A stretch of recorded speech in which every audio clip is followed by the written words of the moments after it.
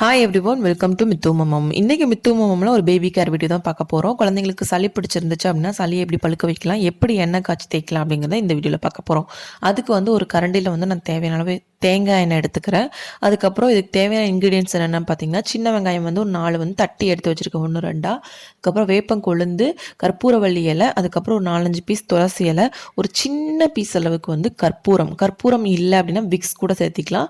அப்புறம் ஒரு பிஞ்ச் அளவுக்கு மஞ்சள் தூள். இதெல்லாம் எண்ணெய் காஞ்சதுக்கப்புறமா எண்ணெயில் சேர்த்திட்டு நல்லா இது நல்லா எண்ணெயிலே வெந்து வந்ததுக்கப்புறமா ஆஃப் பண்ணி எடுத்து வச்சுக்கோங்க. இந்த வெதுவெதுப்பான சூடில் இருக்கும்போது குழந்தைங்களுக்கு உச்சி, கை, கால், மடிப்பு பகுதிகளில் முதுகு, நெஞ்சு, கழுத்து இதுலாம் தேய்ச்சி விடுங்க. அக்கல் பகுதியெல்லாம் தேய்ச்சி விட்டிங்கன்னா சீக்கிரமாக சளி பழுத்து வெளியே வந்துடும். வீடியோ பிடிச்சிருந்தா மறக்காமல் சேனலை சப்ஸ்கிரைப் பண்ணுங்கள், சேனலை சப்போர்ட் பண்ணுங்கள். தேங்க்யூ.